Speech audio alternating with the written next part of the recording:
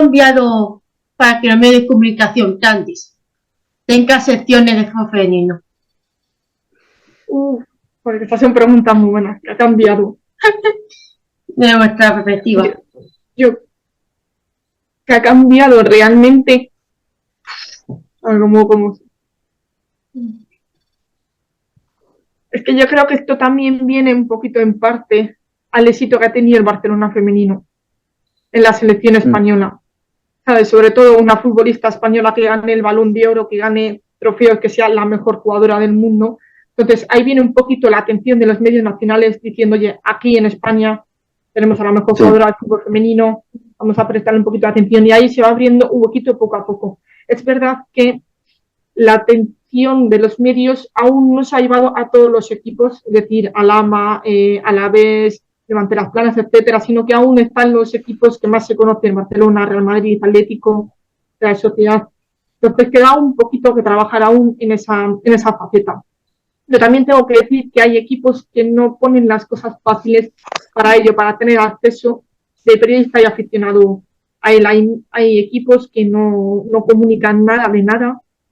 Entonces ahí lo haces muy difícil crear ese vínculo entre periodista y equipo que te facilite sacar información que te pueda beneficiar como club para tu imagen.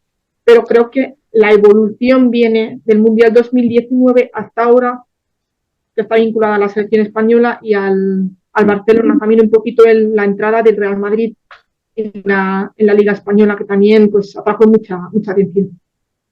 Sí, por parte de los grandes medios, creo que es un poco sobre todo eso, el tema del Barça, que ha sido el equipo que ha ganado la Champions, que ha ganado la Liga, que tiene la mejor jugadora del mundo, y también lo del Camp Nou ha sido un buen impulso, y también, por supuesto, el entrar en Real Madrid, la selección también, por supuesto, y ha sido un poco, pues eso, al final los grandes medios, igual que otros deportes en su momento, pues necesitan referentes, gente que la gente admire, que conozcan, que sean muy buenos en sus deportes y que hagan también al deporte conocido.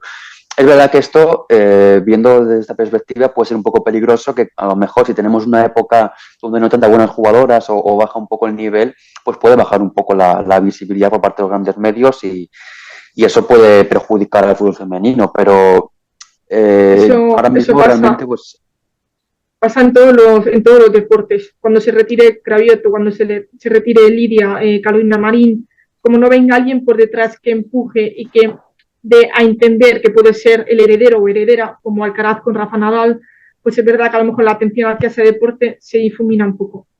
Sí, aunque es verdad que en el fútbol femenino, afortunadamente, las generaciones que vienen por detrás vienen muy bien y incluso pueden superar las que están actualmente. Entonces, el relevo no parece que sea un problema, pero sí que vamos a ver si por parte de los medios tienen el mismo foco, porque al final también se habla un poco de que puede ser un poco una moda, no una pose, pero al final apoyar al deporte femenino, apoyar a la mujer, pues también puede ser un poco una forma de captar un público objetivo.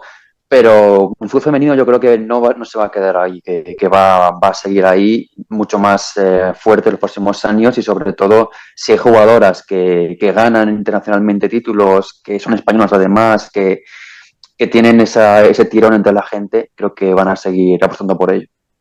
Sí, sobre todo relevo, ya lo hemos visto este verano, la selección sub-17, sub-19, sub-20, o sea, al final han levantado títulos en las categorías inferiores que te invita a soñar, digamos, con otras generaciones. Y lo vemos también por la apuesta de los organismos con el fútbol femenino. O sea, en el Mundial 2023 han tenido que cambiar el estadio de la jornada inaugural porque se estaba quedando pequeño. Y ahora han cambiado a uno de, ¿cuántos, Mario? ¿50.000 personas? Uno bastante grande. No era 80.000, creo, o por ahí, no recuerdo, pero luego también el tema de patrocinadores, porque si los medios hablan más de ellos y se ven los partidos, pues entran Visa, por ejemplo, que está con Alexia, más marcas que ahora no recuerdo, pero hay muchísimas más marcas que antes pues no apostaban por el fútbol femenino porque no se veían, no veían rentabilidad a sus inversiones, y ahora sí que apuestan sobre todo por Alexia, que bueno, simplemente echate un vistazo a las redes sociales de Alexia, tiene colaboraciones pagadas con un montón de marcas. Es verdad que a lo mejor no para todas las jugadoras, porque al final, como dice Lucía, esa atención cuando las jugadoras más humildes, digamos, es menor y baja mucho, pero con las grandes jugadoras, un montón de marcas, un montón de colaboraciones y al final eso pues también hace crecer la atención de la gente. Claro, porque se ha visto que la gente responde al producto del fútbol femenino, que si tú prestas facilidades, emiten los partidos, vas a tener gente que responda. Entonces, también ha sido importante el público que ha acudido a la llamada del fútbol femenino y por ello ven que hay beneficio, por eso las marcas patrocinan a Alexia, Bimbo está con el Barcelona, Abo también a Real Madrid, o sea, al final las marcas ven que hay un filón porque la gente responde.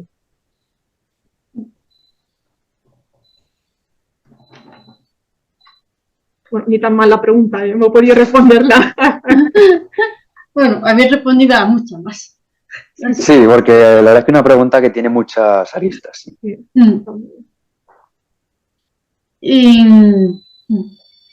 habéis notado diferencias, bueno, sí, en los medios de comunicación respecto al formato femenino al formato masculino? Bueno, pues diría diferencias temporales, porque hace, no sé, 4 o 5 años con sala de fútbol femenino, pues eran más temas, escándalos, cualquier una selección que se ha quejado porque su entrenador no se ha quejado, o su entrenador la ha metido en prisión por acoso sexual o cosas así, o también, hombre, esto también está muy feo decirlo, pero muchas veces se hablaba de fútbol femenino, pues de las jugadoras más guapas. Eso ha pasado y un poco, pues eso ya no tanto. Ya realmente se hablaba de las jugadoras mejores, también se hablaba más pagadas, porque como te he dicho antes, el incremento de ingresos pues también ayuda en eso, pero sobre todo se habla pues eso de las mejores jugadoras, de las mejores selecciones y hombre, fútbol del todo. Siempre hay se habla más de temas más extradeportivos, como tema de convenios, tema de ayudas para subvencionar la liga, para ayudar a los clubes. Y siempre hay algo de extradeportivo porque al final pues no acaba hace un año. Ha sido profesional ya definitivamente la Liga Española, entonces siguen todavía algunos temas que se comentan y son no tanto de deportivos, de fútbol, pero por lo general sí que ha cambiado bastante la evolución, sobre todo los grandes medios, porque, como te digo, antes pues eran más noticias de la jugadora más guapa de no sé qué, y ahora pues son noticias más de 4 goles en un partido, llenan un estadio, cosas así, que tienen que ver sobre el fútbol solo. Sí, digamos que eran noticias un poquito como para manchar la imagen del fútbol femenino. No tenían nada que ver con el fútbol en general, sino, como ha dicho María, las futbolistas más guapas, con quien están saliendo, un entrenador que es llevado a la cárcel por abusos sexuales, un equipo que tiene que todas las categorías que se suspenden las actividades de ese equipo porque no hay dinero, etcétera. Verdad que ha habido un cambio paulatino, pero lo ha habido. Yo me estaba acordando ahora mismo de la gala del Balón de Oro, el primer Balón de Oro femenino que se lo dan ahora, del Olympique de Lyon, y que le preguntaron que si sabía hacer twerking. O sea, no le puedes preguntar, eso no se lo preguntas a Neymar, a Benzema, etcétera. Por eso digo que ha habido un cambio desde ese entonces hasta ahora. Es verdad que, bueno, sigue habiendo artículos que se alejan un poquito de lo deportivo, pero por como dice Mario, hace un año la liga era semiprofesional, amateur casi. Entonces, pues, todo lo que sucede, pues tienes que informar de ello. Pero bueno, también sucede que hay noticias el año pasado con lo que pasó con Yayo, con Keira. También muchos medios se lanzaron a la piscina para informar sobre ello, que era un tema que atraía. Y después, cuando ya dejó de ser noticia, pues dejaron el fútbol femenino de un lado. Entonces sí que hay medios que prestan atención al fútbol femenino y hay otros que solo lo hacen para ganarse tráfico en Internet. Pero hay una cosa que sí que se está equiparando bastante, es, por ejemplo, el tema de los fichajes y de los rumores, porque hace unos años prácticamente no sabía quién iba a fichar por cada equipo hasta que lo anunciaba, o un aficionado de un club decía, lo ha visto entrar a las oficinas del club, o cosas así, y ahora hay culebrones que duran meses, años, agentes que hablan en medios locales o medios internacionales y dicen que mi jugadora se quiere ir a este equipo o mi jugadora no quiere seguir en su equipo, que antes pues eso no se trataba prácticamente nada y ahora, hombre, es algo que como periodistas nos da contenido, también evidentemente nos aburre un poco a veces, pero que sí que lo equipara al masculino en ese sentido de que se habla muchísimo de un fichaje mucho antes de que suceda o no suceda. Sí, pues por ejemplo, Linda Caicedo ahora mismo es una de las futbolistas jóvenes que más proyección tiene, todo el mundo la quiere. Y bueno, la gente, representante, está haciendo entrevistas con muchos medios, dejando caer a qué equipo va a ir. Pues me gusta mucho el Chelsea, el Arsenal, el Barcelona también nos gusta, etcétera. Vemos que es importante el tema del idioma, etcétera. Entonces, ahí es como un tour, digamos, vas ahí ofreciendo a la jugadora. Entonces, es lo que dice Mario, ahí ya se parece un poquito más o menos al fútbol masculino por la evolución, por la atención, todo. Sí. ¿Y por qué crees que hay este auge? Pues un poco lo de antes, porque vende más, la gente tiene más interés en ello, la gente ve los partidos, va a ver los partidos y la gente le interesa. Entonces, eso al final mueve a las marcas y las marcas mueven un dinero que al final, pues todo el mundo se quiere beneficiar de ello, los clubes, las jugadoras, también los agentes, y eso al final pues genera mucha más información, mucho más interés por todos los movimientos que se hagan, por ir a una marca, ir a otra, firmar por un club, firmar por otro.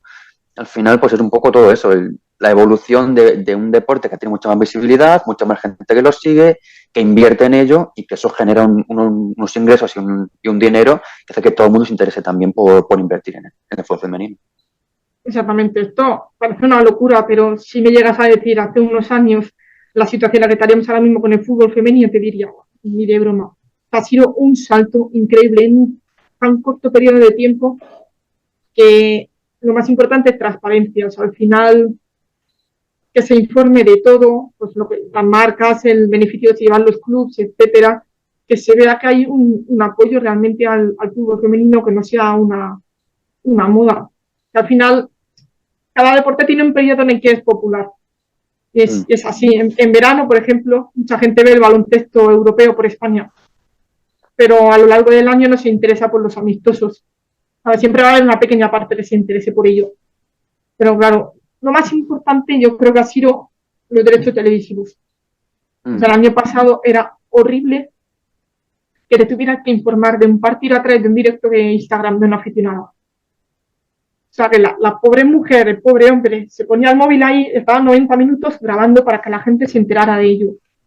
O cosas que los aficionados comentaban de que habían visto, etcétera, etcétera. Al final, pues, eso ha ayudado mucho a todo ello. Y la diferencia, hemos hablado de la prensa como de femenino, pero ¿crees que tendría que un avance en la radio y en la televisión? Porque yo diría que sí, aunque no tanto. En televisión, por ejemplo, sí que es más habitual ver, por ejemplo, que al final de cada telediario, sobre todo fines de semana, claro, porque durante la semana no tanto, pero bueno, el fin de semana sí que suele haber un apartado, sobre todo base en Madrid, porque son los equipos que más venden, hablando de cómo han quedado el fin de semana. Es verdad que menos, quitando la televisión más especializada, como DAZN en este caso, que tiene los derechos de la Champions y de la Liga, y que es verdad que no hace tampoco una programación muy, como a nivel de masculino, no hace una programación, digamos, con previa, con post, con entrevistas y análisis, pero en televisión, en medios generalistas, no demasiado. Sí que ponen de vez en cuando, sobre todo la 1, los partidos, cuando hay finales o partidos importantes, pero no tanto. Y en radio, sí que hay, sobre todo con el tema de la selección, pues sí que ha surgido bastante el tema en bastantes medios de radio, es que ha habido entrevistas, ha habido información sobre ello, pero no tanto, porque al final, sobre todo el tema ha surgido mucho más a través de redes sociales, de plataformas como Twitch, YouTube, y al final, pues gran parte de ese público pues no se informa tanto a través de la radio o de la televisión, sino más pues de lo que ve en un medio digital, de lo que ve en un stream que una jugadora ha dicho no sé qué, cosas más, pues medios más, digamos, no alternativos, pero más novedosos. Y entonces la televisión y la radio creo que se han quedado un poquillo más atrasados en ese sentido. Sí, en televisión es verdad que se va haciendo un huequito, al menos un minuto, cada fin de semana, pues partidos importantes como Atlético Real Madrid, Real Madrid Barça, ese tipo de partidos de equipos grandes, ¿vale? Lo digo entre comillas grandes por la visibilidad, por el atractivo de su marca, etcétera. En radio, si te fijas en los radios, en la radio de comunidades, o sea, por ejemplo, más específicos, pequeños, pero que tienen su hueco, pues ahí sí que suelen hablar de ello. En la radio de Sevilla, pues suelen hablar del femenino, de categorías inferiores de Sevilla, masculino, etcétera. Pero la radio COPE, Onda generalistas, sí. Claro, hablan más. Recientemente vienen a raíz de Alessia Putellas y del Balón de Oro. Ahí ya se empieza a ver un poquito más de hueco, la entrevistan a ella. Es verdad que entrevistan a Alessia Putellas, no creo que a nadie más hayan entrevistado así. O sea, en radio muy poco hueco. Y ahora más por el tema de la selección y las 15. Sí, y luego también había un tema que también tenía muchísima cola, que fue cuando la Supercopa, la entrega de medallas, que también durante unos días se habló mucho más de ello, pero no por fútbol femenino, sino al final como una discriminación de la mujer, y al final pues hubo muchos otros medios de otros tipos de formatos que hablaron del tema, aunque no tuvieran ni idea de fútbol femenino. Pero eso claro, es más ocasional. No tienden a hablar de los partidos de fútbol femenino como te decíamos, de hablar del fútbol exactamente, sino hablar de todo lo que les rodea y ello, las polémicas, todo eso. Pero bueno, o sea, queda mucho por hacer en realidad. Sí. Pero si te centras en las radios pequeñas, regionales, pues ahí sí hay hueco. Por ejemplo, la televisión en Tenerife invita mucho a las jugadoras del Granadilla también, o en Huelva también invitan mucho a las jugadoras del Sporting de Huelva. Son televisiones pequeñas, al final no las generalistas como Antena 3, La 4, etcétera. Cada comunidad autónoma se centra en el equipo que tiene en su región y da la atención que creen necesaria.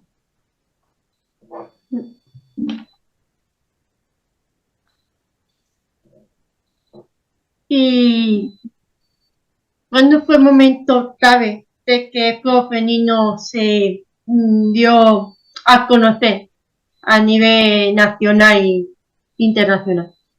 ¿Qué es cumbre para que haya ese curso? Yo creo que el momento clave ha habido para mí dos. Primero, el Mundial de 2019, que sí que hubo muchísima gente que lo siguió. Yo me enganché a fútbol femenino por ese mundial y más otra gente también. Y luego, para mí el otro momento clave es con el Barça y los llenos en el Camp Nou, que sí que hizo que mucha más gente aparte también, hablando de Alexia, que fue un poco, digamos, el conductor de los llenos del Camp Nou, pero yo creo que son esos dos momentos cumbre, que es cuando más ha crecido, más gente lo ha seguido, y yo creo que es un poco esos dos momentos. Sí, para mí también el Mundial 2019, sobre todo el internacionalmente ya había crecido mucho antes, pero ese boom no lo había tenido tanto. Claro, el Mundial 2019, porque Estados Unidos en ese momento era la mejor selección, era la reina, etcétera. Entonces llega a España, es un partido que se vio en abierto en la 4 y dijeron, oye, que aquí España está plantando cara, que bien juega, que bien toca, etcétera. Estuvimos tan cerca de ganar. Entonces la gente se quedó con esa impresión. Después llega el Barcelona, que ya en ese momento hizo una liga de locura, llegó a la final de la Champions y la ganó. El que era el primer equipo español en ganar la Champions, el español femenino, claro. Entonces, a raíz también ahí el éxito que ha tenido Alessia Putellas con los premios individuales, etcétera. Entonces, para mí también un momento clave que ha dicho Mario. Sí. También internacionalmente, el de la Eurocopa 2022. O sea, ahí fue abrumador la cantidad de gente que vio en el torneo por entero, la cantidad de gente que fue a la final de Wembley. O sea, eso fue una fiesta del fútbol femenino realmente. Entonces, sí, ese sería el más reciente y una manera internacional para atraer a la gente que no veía fútbol femenino de manera constante como nosotros. Sí, a ver, si miras un poco más al pasado, en Estados Unidos sí que había crecido mucho antes, porque tiene una selección que ganaba todos los torneos, pero así el boom, digamos, internacional, yo creo que ha sido a raíz del Mundial 2019, sobre todo, que es cuando más gente lo vio, más gente le interesó, y luego a nivel español, pues sobre todo también lo del Camp Nou y el Balón de Oro de Alexia, diría. Y bueno, y como es importante que se haya profesionalizado la liga femenina. ¿Cómo? ¿Cómo es importante qué? Que se Esa haya profesionalizada la liga. la liga.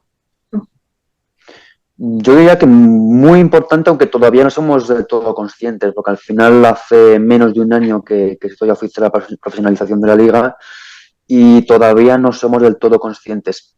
Sobre todo el tema de poder ver los partidos que comentaba antes Lucía, porque ha sido lo más importante, porque el año pasado se veían, pues a lo mejor por televisión, por una televisión local, por una televisión de un club, 3 partidos por semana, de 9 que se jugaban, y ahora pues se ven todos, y eso sí que se nota muchísimo, porque al final si hay más partidos te puedes analizar mucho más y puedes estar mucho más pendiente, y luego a nivel de infraestructuras no demasiado todavía, porque hay muchos clubes que siguen jugando todavía en estados pequeños y con campos más de amateur, digamos, que de profesionales, pero sobre todo el tema de la televisión yo creo que ha sido el mayor impacto.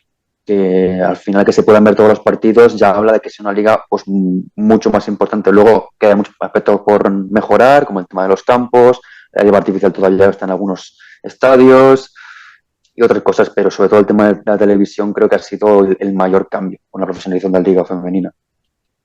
Sí, o sea, al final, cuando la liga se proclamó profesional, dieron un plazo de tiempo para llegar a ese punto en el que tú dices, ahora sí somos profesionales.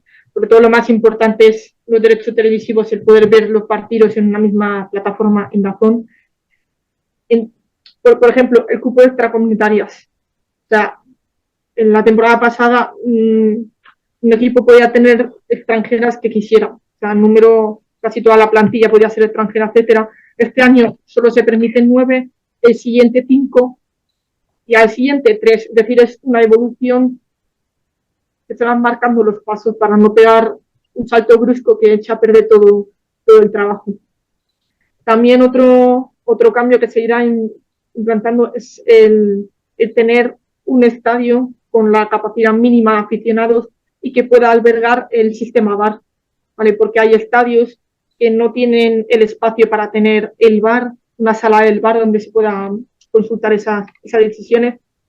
Entonces, ese va a ser uno, el otro va a ser tener césped natural para evitar las lesiones, los riesgos de lesiones de las jugadoras, sobre todo el ligamento cruzado anterior, que esta temporada hemos tenido muchísimos. Entonces, queda ese paso aún que es por parte de los clubes recibiendo ayudas, claro, cada club recibe sus ayudas dependiendo de su categoría, digamos, porque por ejemplo el Real Madrid no va a recibir el mismo dinero que el Sporting de Huelva, pero ahí ya son los clubes los que tienen que dar el paso para ir mejorando sus secciones con las ayudas que reciba. O sea, tiene que ser un trabajo conjunto. Y cuando habéis ido a los partidos a cubriros, ¿qué obstáculos habéis encontrado? No, obstáculos más para conseguir ir, pero luego allí, pues sí que es cierto que quizá los medios, digamos, tradicionales tienen mejor ubicación para ver los partidos y también luego entrevistas con las jugadoras, aunque no demasiado, porque normalmente eso todavía no está del todo instaurado, pero así obstáculos no recuerdo, vamos. No, yo tampoco, o sea, yo creo que no hemos tenido obstáculo alguno, la verdad. No.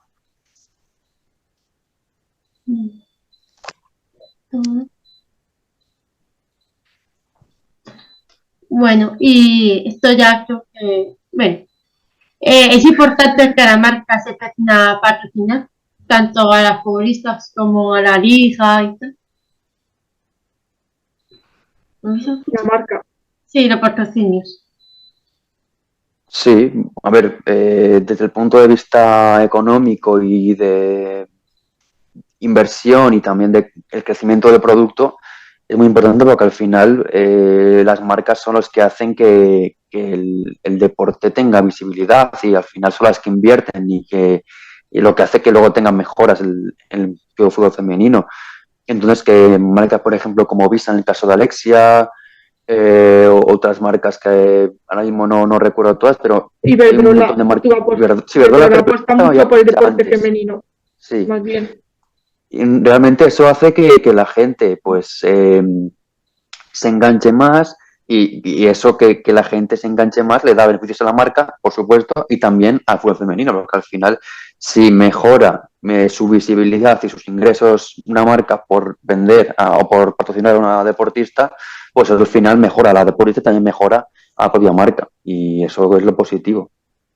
Sí, o sea, tener una marca que te patrocine, como ha dicho Mario, es muy positivo, sobre todo porque el dinero que reciben los clubes es muy poco. ¿Sabes? Y más teniendo en cuenta si es un club que no depende de una sección masculina, ¿sabes? Que tiene la sección masculina y crea un equipo femenino. Entonces ahí el dinero que te queda para pagar a la jugadora, las infraestructuras, el material, etcétera, es mínimo. Entonces, si tienes una marca que te ingresa dinero, puedes mejorar la calidad de trabajo de tus jugadoras, puedes digamos, mejorar futbolísticamente, atraer a jugadoras de fuera que vean, oye, les está patrocinando tal marca, van muy bien en liga, etcétera. O sea, al final las marcas Es es un una reclamo parte, también. claro, es una parte muy importante del deporte, de la vida en general, porque lo que mueve todo es el dinero, la visibilidad, etcétera. Hemos puesto el ejemplo de Visa, Iberdrola, por ejemplo, Finetwork, ahora que es la patrocinadora de la liga, bueno, se llama Liga Finetwork, pero bueno. Y, sí, o sea, al final Bimbo con el Barcelona, Abbott, tienes un montón. ¿Qué pasa? Que aún falta que patrocinen a equipos pequeños, marcas de renombre que conozcas. Pero bueno, es muy, muy importante que una marca sea la patrocinadora de un equipo. Sí. Sí.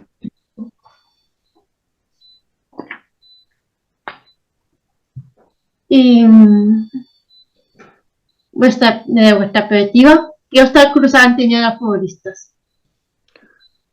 Pues muchos. Bastantes. Lucía sabe mucho porque ella, aparte de ser aficionada, pues también fue futbolista amateur, pero desde mi perspectiva diría que sobre todo el mayor obstáculo ha sido el no poder dedicarse únicamente al fútbol, el tener que dedicar al fútbol, digamos, después del horario laboral, estar trabajando en otro sitio y luego dedicarte al fútbol como si fuera un hobby. Ese ha sido el principal obstáculo. Luego, también otro ha sido el conseguir un salario mínimo, porque hasta apenas 3 años creo que fue cuando se firmó el convenio, no había un salario mínimo.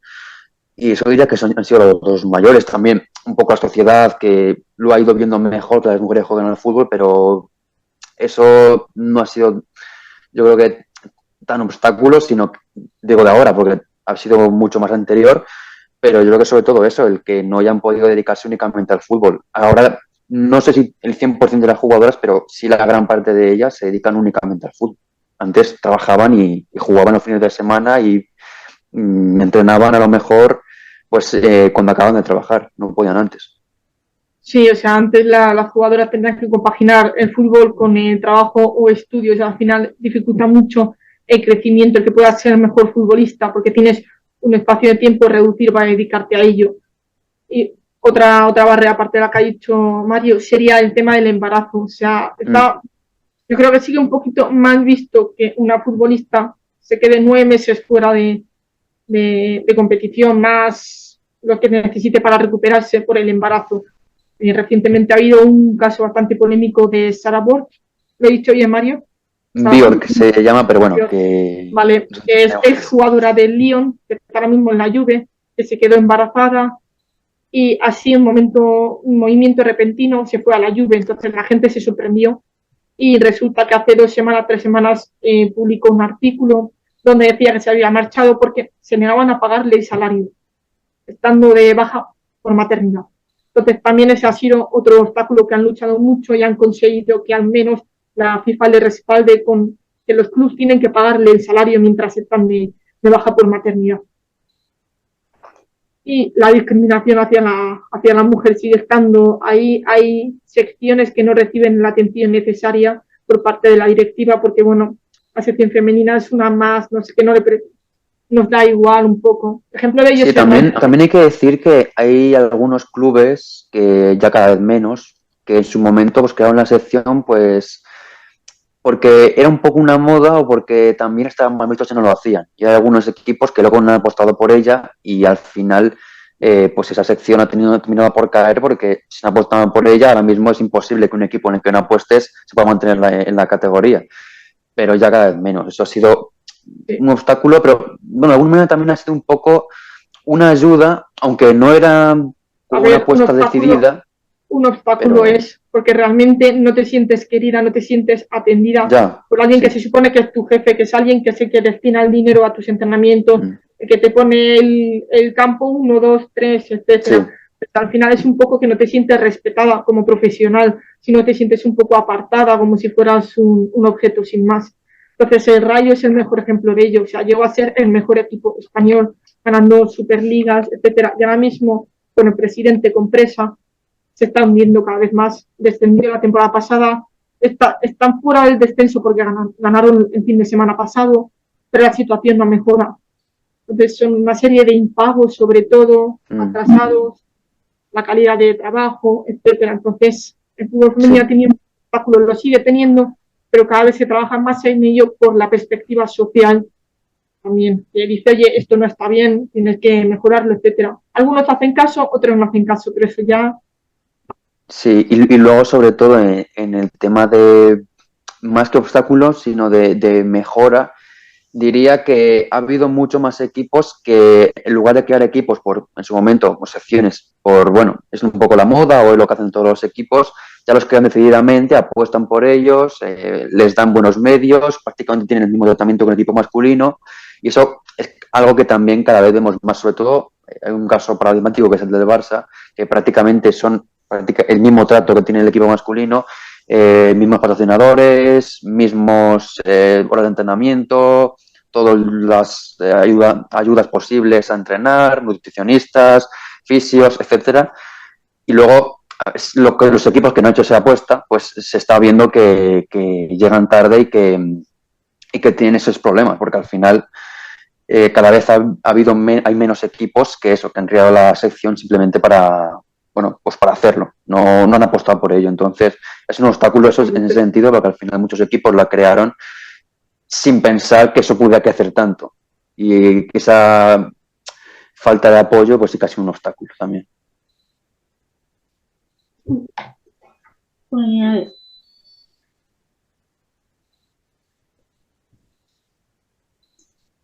Vale, pues yo creo que ya la última, porque ya está también el tiempo otra vez. Vale, bueno, ya voy a hacer una pregunta así general de por qué ha habido un aumento de seguimiento de fútbol femenino y por qué y si va a seguir aumentando, si ve que va a seguir aumentando. El aumento ha sido sobre todo poder ver los partidos, poder ver a las jugadoras, conocerlas y todo eso. Y yo creo que sí que va a seguir, porque al final esa gente que se ha enamorado de este fútbol femenino, pues va a seguir enamorada del fútbol femenino. Se puede ver los partidos, claro. Hay una cosa que es que hay que apostar y sobre todo permitir que nueva gente se sume, porque si no lo haces, pues se va a quedar un público más pequeño. Pero mi predicción es que sí va a seguir creciendo bastante, que la gente vaya al estadio, va a llegar el momento, no sé si en todos los equipos, pero en buena parte de ellos, que jueguen en el campo del equipo masculino, que se hagan packs solo para el equipo femenino, en filo de entradas, y que sobre todo haya una apuesta completamente independiente del masculino y que haya equipos que apuesten decididamente y prácticamente de manera directa por el femenino y que no sea una sección, sino un equipo, que creo que es un poco un diferente término, que al final sección parece como que es algo dentro de otro y equipo es como pues una cosa más independiente y por la que sí que se apuesta. Sí, a ver, el crecimiento tenía varias ideas en la cabeza mientras hablaba, a ver si el fútbol femenino va a seguir creciendo, ¿vale? Sobre todo porque va unido a la profesionalidad, a la profesionalización, no sé, profesionalización, sí, Sí. unida a la profesionalización, porque va dando ya a las futbolistas mejoras en las infraestructuras, tienes nutricionista, tienes fisio, tienes gente que te ayuda a mantener tu carrera en el máximo nivel posible. Y algo muy importante que tiene el fútbol femenino es la cercanía, que las niñas que vienen ahora, las generaciones futuras, van a crecer viendo a jugadoras en la televisión. Es decir, yo quiero ser como Lia Williamson, yo quiero ser como Macario, como Alicia Putellas. Eso también es muy importante porque al final ese vacío de cuando eres... A mí si me preguntas jugadores favoritos, te digo Raúl González, Iker Casillas, porque son los que siempre he visto en la televisión, ¿sabes? Después Vero Boquete, porque se iba hablando un poquito de ella por lo que hacía en Suecia con la Champions que ganó con el equipo sueco. Pero es profesionalización, la cercanía que tienes con las niñas, con los aficionados pequeños, que lo ven como un deporte, como el fútbol, sin importar que sea femenino o masculino. Entonces hay que seguir en esa línea, seguir apostando por los equipos, seguir facilitándoles las cosas para que sigan progresando y puedas mantenerte en primera o ascender, etcétera, porque al final el fútbol femenino es ahora mismo un tren que ya está en marcha. Lo ha dicho antes Mario, se nota claramente cuando una directiva en la alta cúpula de un equipo apuesta o no por el femenino. Se nota muchísimo en cuanto a físico, sobre todo, que ahora los equipos tienen más aguante. ¿Sabes? Te aguantan ahora un partido entero, antes no sucedía eso. Entonces en el minuto 50 se hundían, entonces podía ser un partido fácil de goleada. Entonces va todo unido. Yo creo que el fútbol femenino va a seguir creciendo si se sigue apostando, si se sigue en esta línea y veremos a ver cómo sale el Mundial 2023. De momento, más de 500.000 entradas vendidas, ya te dije lo del cambio de estadio, veremos a ver.